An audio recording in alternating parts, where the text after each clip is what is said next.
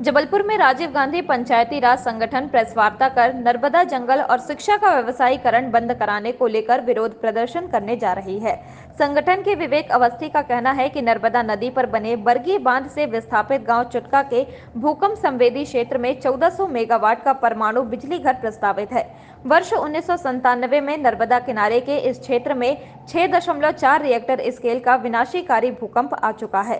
परमाणु संयंत्र से निकलने वाली वाष्प और संयंत्र को ठंडा करने के लिए उपयोग होने वाली पानी में रेडियोधर्मी उसी में छोड़ा जाएगा, जिससे विकिरण युक्त इस जल का दुष्प्रभाव जबलपुर, नरसिंहपुर, होशंगाबाद, बड़वानी सहित विकिरण युक्त जहरीला तत्व शामिल हो जाता है। चुटका परमाणु संयंत्र में उपयोग होने वाला बरगी जलाशय का पानी नर्मदा संयंत्र से निकलने वाले पानी का तापमान समुद्र के तापमान से 5 डिग्री अधिक होगा, जो नर्मदा में मौजूद जलीय जीव जंतु, जैव विविधता, मत्स्य उत्पादन आदि को खत्म कर सकता है, जबकि नर्मदा को जीवंत रखने के लिए यह आवश्यक है।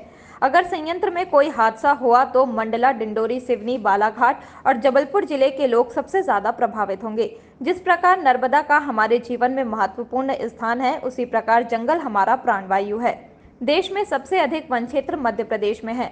94,689 वर्ग किलोमीटर वन क्षेत्र में से 51,919 वर्ग किलोमीटर का क्षेत्र ऐसा है जहां आदिवासी एवं अन्य परंपरागत वन निवासी रहते हैं।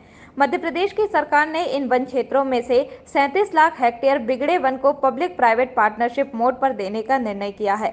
इस बिगड़े वन क्षेत्र में स्थानीय समुदाय के अधिकारों का दस्तावेजीकरण किया जाना है। प्रदेश के 6,520 वन खंडों में प्रस्तावित लगभग 30 लाख हेक्टेयर भूमि के संबंध में वन व्यवस्थापन की कार्यवाही वर्ष 1988 से लंबित है। यह संरक्षित जल स्थानीय समुदाय के लिए महत्वपूर्ण आर्थिक संसाधन है, जो जंगल में बसे हैं, और इसका इस्तेमाल आदिवासी समुदाय निस्तार जरूरतों के लिए करते हैं।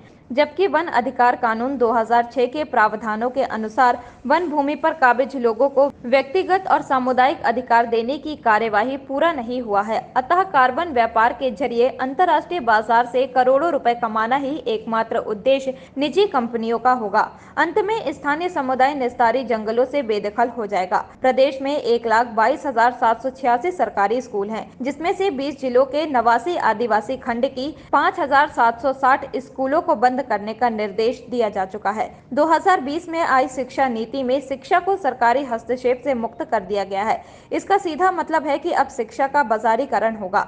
वर्तमान सरकार ने 53 जिलों में पतंजलि विद्यापीठ को सरकारी स्कूल की बागडोर पीपीपी मोड पर देकर शिक्षा के निजीकरण की शुरुआत कर दी है। वहीं प्रदेश में 9,500 सरकारी स्कूलों को सीएम राइज योजना के तहत सर्व सुविधा युक्त बनाने का निर्णय लिया गया है। सीएम राइज स्कूल 15 किलोमीटर के दायरे में मौजूद सरकारी स्कूलों को खत्म कर देगा। ग्रामीण क्षेत्रों में स्कूल एक बार फिर गाँव से बहुत दूर हो जाएगा, जिसका सबसे ज्यादा असर गाँव की लड़कियों पर पड़ेगा। हम लोगों का मूल उद्देश्य ये था कि नर्मदा नदी को बचाना है। नर्मदा हमारी माँ है।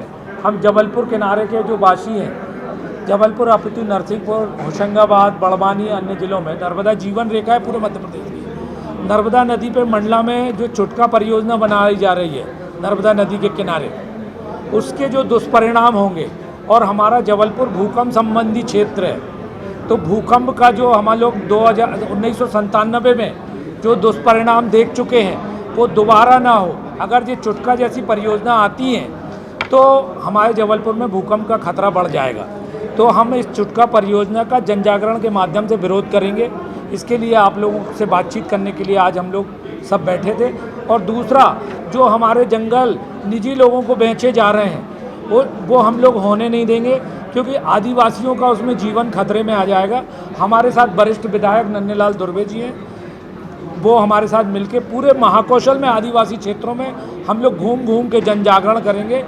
और तीसरा, हम जो शिक्षा का व्यवसायीकरण शिवराज सिंह सरकार कर रही है उसका भी हम लोग विरोध करेंगे, क्योंकि स्कूलों में गांव-गांव स्कूल खोले थे कांग्रेस की सरकार में और सब लोगों को शिक्षा का महत्व समझाया था।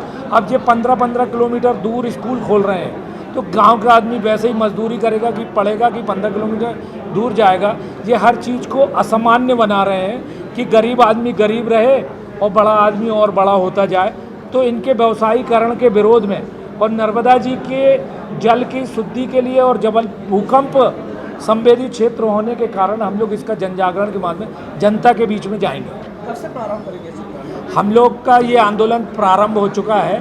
बगराजी के गांव में, कौन सा गांव था, बुढ़ारी से हम लोग चालू कर चुके हैं जी, और बरगी में भी हम लोग चौरई में चौपाल लगा चुके हैं। ये हमारा कोई आंदोलन बड़ा प्रदर्शन बाद में करेंगे हम लोग। पहले हम लोग चौपालों के माध्यम से और लोगों के घर घर जाके जनसंवाद करेंगे और जन जागरण करेंगे। उसके बाद फिर हम लोग जन आंदोलन करेंगे अगर सरकार नहीं मानेगी।